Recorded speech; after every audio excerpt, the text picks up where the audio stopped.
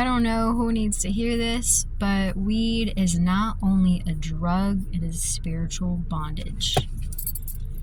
Case in point, I'm currently 3 to 4 years clean. I don't know. I'm not keeping track. I'm just living life. And I barely ever look back on that life that I had as a former weed addict. And yes, I was a weed addict. I was definitely addicted and really deeply into it. But God slowly started to reveal to me what it was doing to my mind and to my life. I mean, like I just could look around and see that it like utterly destroyed my life. And, thank God, because if I didn't hit that rock bottom, and called out to Christ, like who knows? So thank God everything happened the way it did. I did repent, of course. And I did have one little relapse. I did smoke weed one other time, and the experience was just absolutely terrible. I had restless, racing thoughts. I was just paranoid. I was so uncomfortable in my own brain. I felt trapped, and all I could do was wait for the high to go away, and it was awful. But it was a good reminder of how atrocious this drug truly is, and it is a drug. And so many people in society and everything, they try to make it this medicinal thing. And perhaps for some people with cancer and everything, it is. But if you don't have those things and you're just using it as a form of escape like I was, it's a bondage thing. It's keeping you trapped. I used it to escape from reality instead of facing it. I would show up to work just completely smelling like it and, being completely unaware. My thoughts were very odd. The crowd I would hang out with, very odd. And my mom warned me. My mom warned me, and she said that it opened spiritual doors. But did I listen? No. At first I thought it was cool. Sadly. Sad but true. At first I thought it was cool, and like that's the thing, is that it starts out cool and fun, but before you know it, you're addicted to it, and you need it for basic things, for staying alive, for leaving the house, for staying in the house, for eating, for drinking, for just simply socializing. And it's just hard to believe sometimes, like seeing how I am, how I'm so free and independent from it. And it wasn't easy to quit. As you know, I relapsed. I just told you I relapsed. It wasn't easy to quit because I thought I needed that high. But anytime I got that high, it's like you think, I don't even know how to explain it. You think that it's helping you, but it's really not. That high that you seek when you are smoking weed, really only Jesus can provide in a much more profound way that doesn't blast you out of your mind.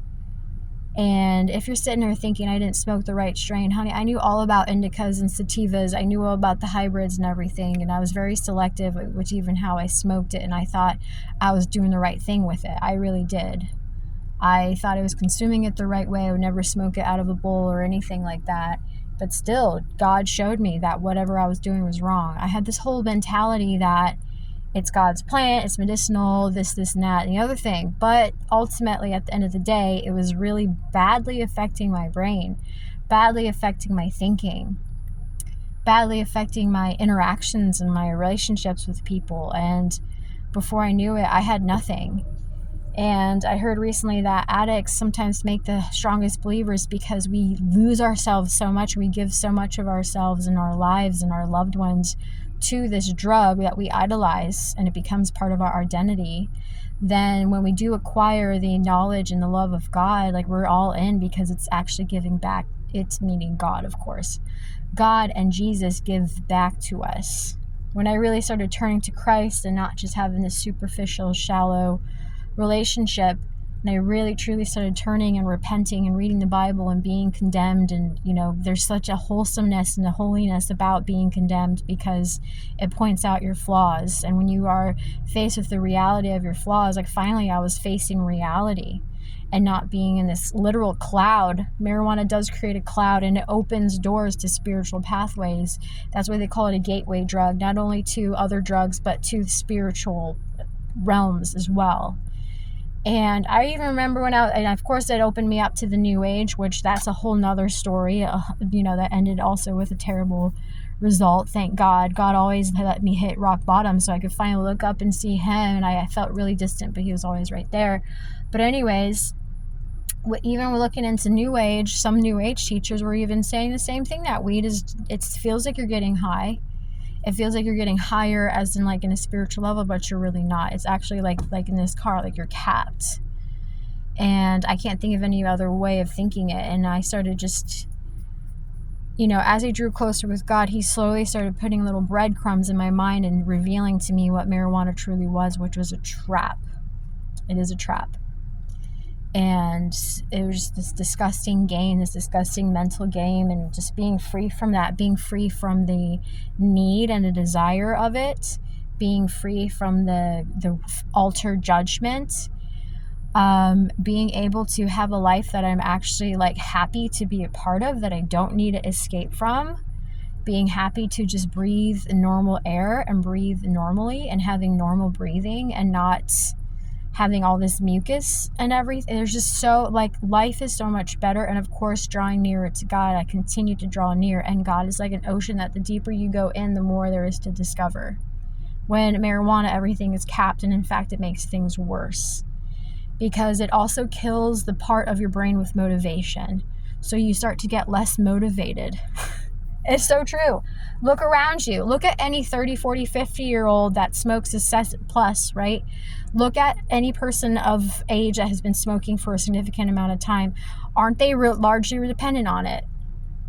Aren't they like settled in a situation that you wouldn't deem ideal, or most society wouldn't deem ideal? Not that society is like the end all be all, but like almost every single person that I know that's completely reliant on it is also addicted to other things, is motivated in weird ways, or their personality has done a decline. Many people I can think of off the top of my head who I know are daily users ultimately seem unhappy, ultimately seem depressed, anxious. I thought marijuana was supposed to help you with this. It doesn't. Only Jesus does.